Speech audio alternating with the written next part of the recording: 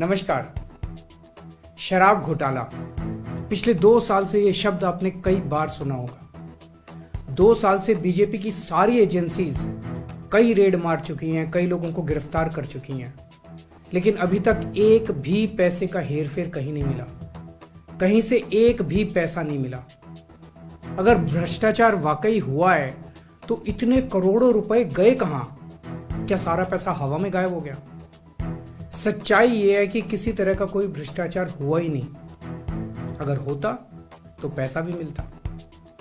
ऐसे फर्जी केस में आम आदमी पार्टी के कई नेताओं को इन्होंने अभी तक जेल में रखा हुआ है। किसी के भी खिलाफ कोई सबूत नहीं है, कुछ साबित नहीं हो रहा, खुलेआम गुंडागर्दी चल रही है, किसी को भी पकड़ के जेल में डाल दो।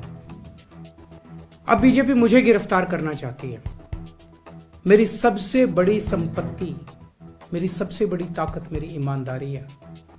झूठे आरोप लगा के, फर्जी समन भेज के ये मुझे बदनाम करना चाहते हैं, मेरी ईमानदारी पे चोट करना चाहते हैं। इन्होंने मुझे समन भेजे हैं। मेरे वकीलों ने मुझे बताया कि ये समन गैर कानूनी है। क्यों गैर कानूनी है? ये मैंने इनको विस्तार से लिख के भेजा है। मैंने बताया है कि उनके समन कैसे गैर कानूनी है, लेकिन उन्होंने मेरी एक भी बात का जवाब नहीं दिया। इसका मतलब उनके पास मेरी बातों का जवाब नहीं है। इसका मतलब वे भी मानते हैं कि उनका नोटिस गैर कानूनी है। क्या मुझे एक गैर कानूनी समन का पालन करना चाहिए? अगर कानूनी रूप से सही समन आएगा तो मैं पूरा सहयोग करूंगा। बीजेपी का मकसद जांच करना तो है ही नहीं। इनका मकसद तो लोकसभा चुनाव में मुझे प्रचार करने से रोकना है। ठीक लोकसभा चुनाव के पहले इन्होंने मुझे समन भेजा है। क्यों? इस जांच को चलते 2 साल हो गए।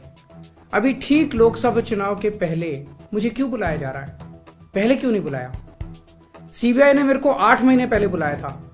मैं सीबीआई में गया था, उनके सारे जवाब भी दिए थे। लेकिन अब ये लोग ठीक लोकसभा चुनाव के 2 महीने पहले मुझे बुला रहे हैं। तो बीजेपी का मकसद कोई पूछताछ करना थोड़ी है। इनका मकसद है पूछताछ के बहाने केजरीवाल को बुला लो और उसे गिरफ्तार कर लो, ताकि मैं लोकसभा चुनाव में प्रचार ना कर पाऊं। आज बीजेपी भ्रष्टाचारियों को नहीं पकड़ रही, बल्कि खुलेआम ईडी और सीबीआई का इस्तेमाल करके दूसरी पार्टियों के नेताओं को तोड़ के बीजेपी में शामिल करवाने का काम किया जा रहा है। एक नहीं, 2 नहीं, कितने उदाहरण हैं जहां किसी पार्टी के नेता के खिलाफ ईडी सीबीआई के मामले चल रहे थे या उन पे गंभीर आरोप लगे हुए थे। जैसे ही वो नेता बीजेपी में शामिल हुए, उनके सारे पुराने मामले बंद कर दिए गए या ठंडे बस्ते में डाल दिए गए। तो जो इनकी पार्टी ज्वाइन कर लेता है उसके सारे मामले रफा दफा कर दिए जाते हैं। जो इनकी पार्टी में नहीं जाता वो जेल जाता है। आज मनीष सिसोदिया, संजय सिंह और विजय नायर इसलिए जेल में नहीं है कि उन्होंने भ्रष्टाचार किया है, वो इसलिए जेल में है क्योंकि उन्होंने बीजेपी में शामिल होने से इनकार कर दिया है। आज हम बीजेपी का मुकाबला क्यों कर पा रहे हैं? क्योंकि हमने कोई भ्रष्टाचार नहीं किया। अगर हमने जरा सा भी गलत काम किया होता तो दूसरे भ्रष्टाचारी नेताओं की तरह आज भी हम बीजेपी में शामिल हो चुके तो होते आज तक। इस तरह देश के ईमानदार नेताओं को जेल में डाल के और भ्रष्टाचारियों को अपनी पार्टी में शामिल करवा के ऐसे तो देश आगे नहीं बढ़ सकता। ये क्या चल रहा है? ये जो कुछ भी चल रहा है बहुत खतरनाक है। ये हमारे जनतंत्र के लिए बहुत गलत है। इसे रोकना होगा। मैं हमेशा देश के लिए लड़ा हूं। मेरा तन मन धन देश के लिए है।